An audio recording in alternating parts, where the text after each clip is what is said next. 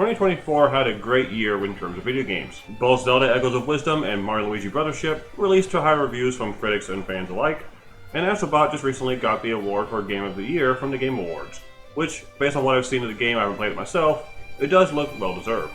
My own lineup of video games in 2024 kind of range from older to newer. In fact, in the entire collection I have right now, I think I only have like 2 games that released this year. All the rest of them were from like the past more than a decade ago. I'm going to be going over some of the major games that I played on both my Trippy Gamer and Alex95 channel, and talking more about my experiences on some of the behind-the-scenes stuff and my own thoughts on them. So most of these games that I'm talking about do have a full video on them, but I wanted to go a bit more in depth on my thought process on what went into making the script and what went on to behind the rating. These are the games that I have, and I'm just going to go down the list based on which one I played first, or going from the ones I played at the start of the year down to the ones I played at the end of the year. Up first is not a Nintendo game, Star Wars Jedi Fallen Order. I really enjoyed playing Star Wars games growing up. The most I've played were the Episode 1 Racer, Knights of the Old Republic, and Classic Battlefront 2, which are all favorites in my family. We also have both Force Unleashed titles, LEGO Star Wars, Shadows of the Empire, and a few others I think. I wasn't really planning on getting Fallen Order. I've kind of fallen out of Star Wars after the Disney buyout, but it was on sale for $20 a few years ago, so I figured, why not? And then it just didn't play it until the start of this year, namely because there's nothing in here. I had to download an entirely new app, and then the game would just barely run on my computer. There were times where I thought my computer was going to burst into flames even though I was playing on 240p resolution. My computer isn't a bad one by any means, but I had a hard time getting through the game just because of technical problems.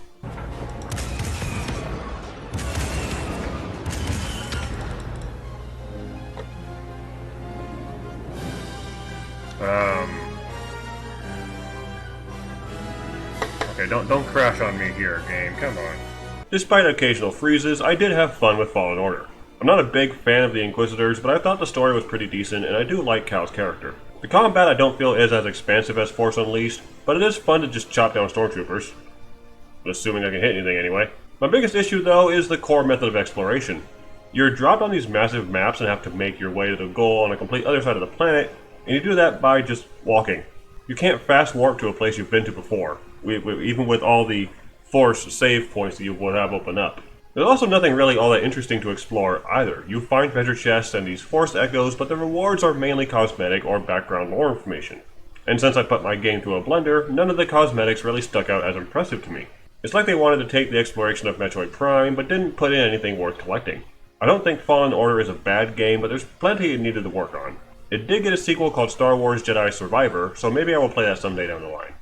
Up next is a game that I ended up really liking, which is probably not a surprise considering how big of a fan of the series I am altogether. Super Mario Bros. Wonder. Super Mario Bros. Wonder quickly shot up to being one of my favorite games on the Nintendo Switch, and one of my favorite 2D Mario titles.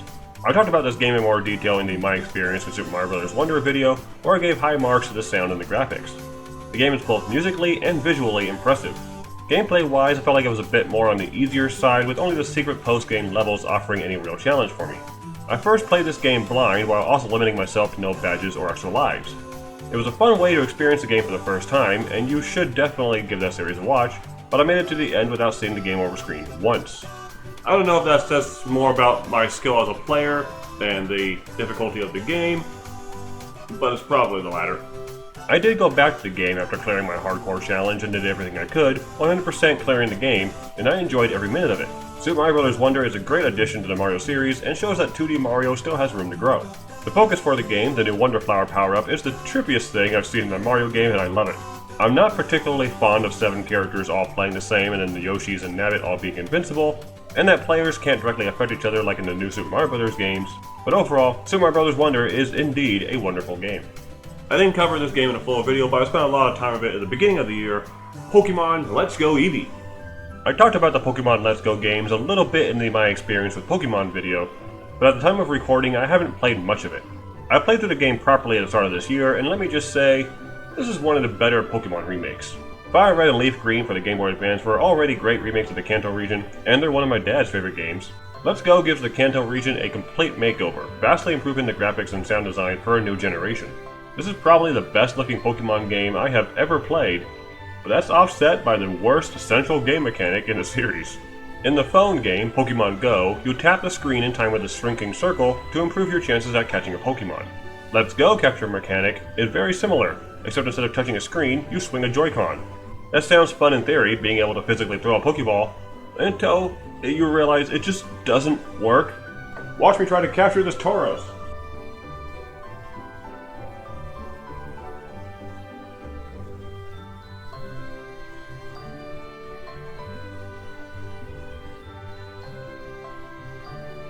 Okay, well that was a bad example, but I'm sure people out there know what I'm talking about. The Joy-Con never feels accurate enough.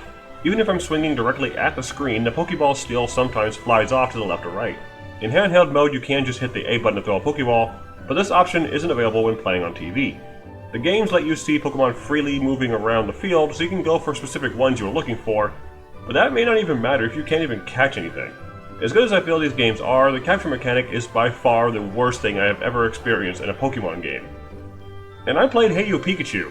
Up next is two games from the same series, Hyrule Warriors Age of Calamity, and then later, Hyrule Warriors Definitive Edition.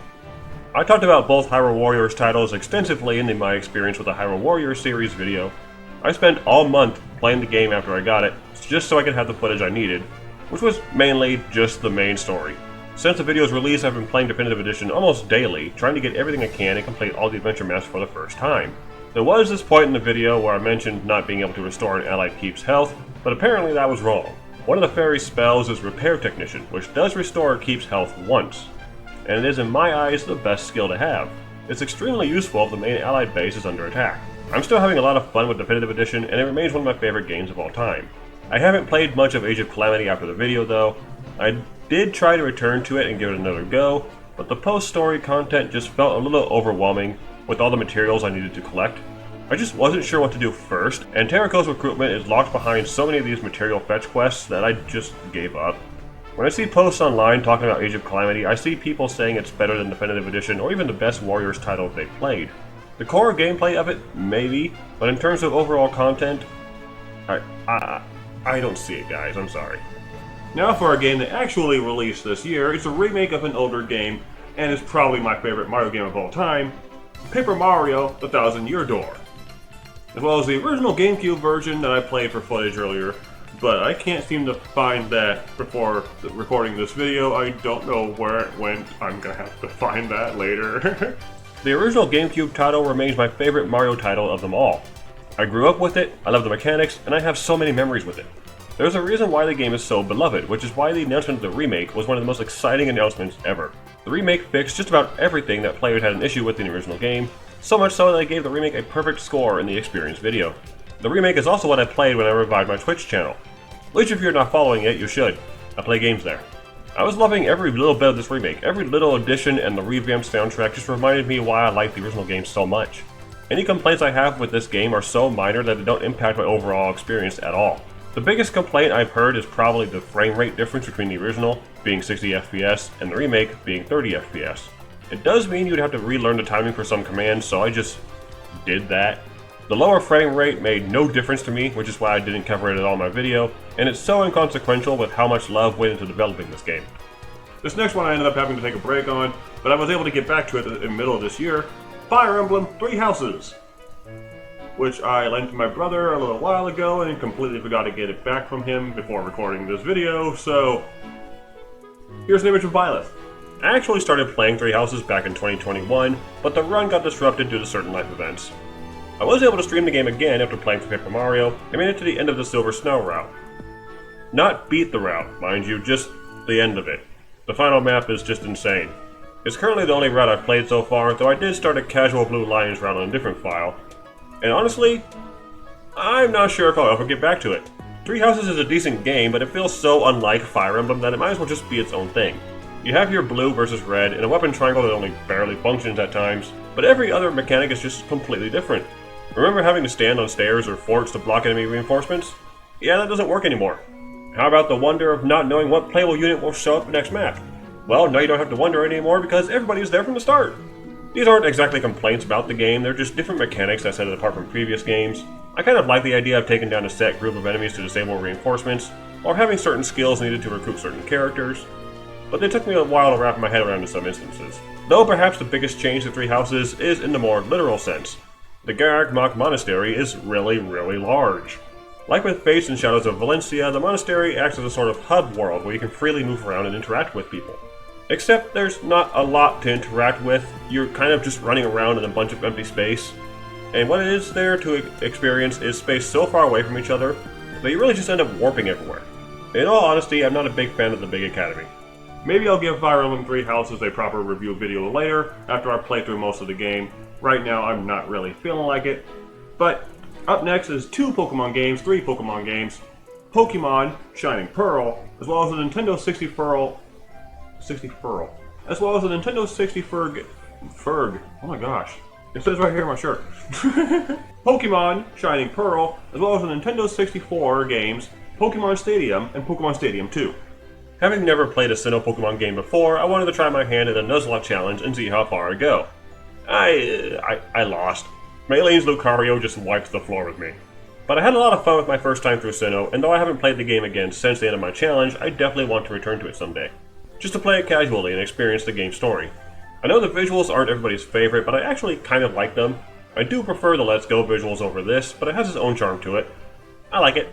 Pokemon Stadium was not a game I had in mind to play this year, but I was invited by fellow streamer Kyle the Pug to join him, Julia the Juggernaut, and Cold Phazon on a minigame spree of the Stadium games. This is my first real collaboration, and we've stayed connected ever since. The Stadium games are something I've played before, but I never really spent time on the minigames, especially not with 3 other players. This collaboration also taught me that I suck at these minigames. Up next is a game I'm actually still playing right now. If you want to go see more of this game, please follow me on my Twitch account, twitch.tv/PowerMasterAlex. But this is a game I didn't expect to enjoy as much as I am, Mario plus Rabbids Kingdom Battle. I've never been a big fan of the Rabbids. In fact, I've actively steered clear of them. They've always come across as disturbing, disgusting, and just dumb. That's probably the point of these characters anyway, but I never felt the want to play a single game with Rabbids in it. So of course they had to cross over with Mario.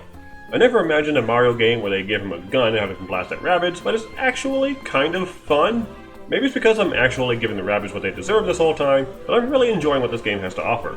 The character expressions, the battle strategies, and most of the puzzles are super well done. I might give this game a proper review video later, but the game is an unexpected joy to play. I'm still not a big fan of the Rabbids, and I never will be. I first started making content creation based on playing video games in completely different ways than I have before. And with modding, that becomes possible directly, especially when you get involved with randomizers. And so Legend of Zelda Ocarina of Time is a game I'm very familiar with for the most part, but I wanted to take a different spin on it. After coming off of a Super Mario 64 randomizer, I wanted to try a Zelda randomizer next. I've seen a few other YouTubers play them, namely Peanut Butter Gamer, Linkus7, and Majin Phil. Randomizers give you a whole new way to experience a familiar game. I went with Ocarina of Time for my first randomizer, as it seems to be the most developed and supported. I kept things relatively simple, though I made the text random to be as confusing as possible. However, I was not prepared for just how much of a time sink this could be if you have no idea where to go. There are so many locations, called checks, in the game that become steadily available with the more items you find. Without the right items, you're going to have a hard time getting anything done. It took me way too long to find most of the major items, that finally finding them is a celebration of its own. Let's go! Alright, that is it! Alongside the randomizer, I was also playing a Chaos Edition mod of Ocarina of Time. It's exactly as it sounds, it makes the game chaotic. Random events such as knocking Link around, blowing him up, or just straight up killing him can happen at any time. There was nothing different about the game itself, it was just unstable and falling apart. Literally. I'm gonna wait for myself to resurface here first, before I continue with this thing. Never mind. It crashed. This mod is absolutely insane, and I mean that because it will test your sanity. It felt like the game itself was fighting against me at every turn, and there were many times where I felt like I wanted to give up. Unfortunately, I broke the game a little bit too hard and I wasn't able to complete it, and I don't feel like playing this ever again. I guess you can kind of count this next one as a 2024 release, and it's a game I didn't expect to really play into all that much, but after getting involved more with Twitch, I was able to have the opportunity to really play this game. The Legend of Zelda 4 Swords. This was another collaboration game, now that Nintendo finally decided to let us play it together. Kyle, Julia, and then G the Man 96 in one game and Cold Phazon in another, joined me on an epic quest of rupee stealing. I've never played this game before now. We do have 2 copies of it physically, but with the link cable mess and the lack of a full team, it just didn't seem worth it. But now with 4 friends, 4 Nintendo Switches, and 4 active NSO expansion memberships, we can finally play this game the way it's meant to be played, lag and all. We had a lot of fun with this one, and I'm really hoping Four Swords Adventures gets the same treatment soon. And I realized while writing this script that this was the only mainline Zelda game released before Echoes of Wisdom that I had yet to play in any form. So now it's just Echoes of Wisdom left. Maybe one day. I know this list has been mostly Nintendo, aside from Star Wars at the very beginning, and that's because I'm just a big Nintendo guy and that's mostly what I generally play. But there are some games out there that do pique my interest a bit, and I ended up having the chance to play one that has been on my to-get list for quite a while, Disney's Epic Mickey. Epic Mickey is a game I wanted to pick up back when it first released during the Wii days, but I was more focused on Nintendo games and I ended up passing on it. The remake, Epic Mickey Rebrushed, was announced earlier this year, so I felt like that would be a good time to get into it. But then my brother just brought the original Wii game home one day and, well, that was it. I had to play it. The story is probably the most well-known aspect of the game, as it brings back forgotten characters like Oswald back into the limelight. It's a great story, and it's honestly a lot more horrific and darker tones than I expected it to be, which is great, but the game itself was pretty janky. The painting mechanic is interesting, but it felt pretty limited to only certain objects outside of boss battle manipulation. The camera is by far the worst part of this game, frequently getting stuck or just being restricted outright, but overall, Epic Mickey is a good story worth experiencing at least once, and the remake seems to be a great way for new players to get into the series. This next game as a kid really opened up my eyes to more of Nintendo's franchises. I didn't know too much about it, but I had a lot of fun growing up with this game, Super Smash Bros. Melee. Melee is one of my favorite games, mainly just because of how many new series it introduced me to. I knew Mario, Kirby, and Metroid even, but I barely knew Zelda and Pokemon, and I didn't know anything else about anything else. I don't play it much anymore mainly just because of accessibility, and Ultimate just being better, but I wanted to do a video on my first Smash Bros. Game. I didn't see anyone do a new movement challenge on Melee yet, so I made that my focus. It was interesting learning how the characters move without using the control stick properly. I think I probably could have done a bit better with the video, mainly just due to how long it's been since I played the game in general, but playing a game I grew up with in a completely new way is always going to be a welcome challenge. But it took me way too long to get everyone through the Mushroom Kingdom. And finally, probably one of the most recent games that have been released. It just released this past 2 months, I believe it is. October, I think. I don't remember. I was finally able to get a chance to get it myself, and then had a lot of fun with friends on it. Super Mario Party Jamboree. I don't have much to say about Jamboree yet, as I've only just gotten it. I had my first Mario Party collab on it with Kyle, Julia, and Cold Phazon, and I had a great time with all of it. It builds off of the first Super Mario Party, and it seems to improve on much of the mechanics. The minigames are so far hit or miss for me, and while I like the larger showdown minigames with the allied characters, I wish there was an option to turn them off if we've played them already, so they don't interrupt the already slow pace of the party game. But overall, I'm liking what I'm seeing so far, and I'm definitely going to be playing more of it. That's most of the games I played this year, and I didn't even go over some of the other ones that I played, like Dragon Quest Builders 2, some GBA titles like Fire Emblem, but I also have more titles coming up that I want to play and stream for you guys as well. I have Kirby Star Allies, Sonic Colors, and Xenoblade Chronicles, all of which I want to stream on my channel here soon, along with several others that I didn't bother taking off the shelf. 2024 was overall a good year for me in terms of video games. I was able to continue recording content again, built my Twitch up enough to collaborate with others, and played some great games. Things outside of video games are a bit difficult for me right now. I have a full-time job now, but it's only until January 1st as of the time of this video goes up. I don't know if I'll be able to continue it, so please do consider subscribing to my channels, following me on Twitch, join my Discord, all that fun stuff. I'm looking forward to what 2025 has to offer. The next Nintendo console is on the horizon, along with the great games like Metroid Prime 4 and Xenoblade Chronicles X Definitive Edition. I hope I'm able to play them for you guys, so until then, my name is Alex, and I'll see you around.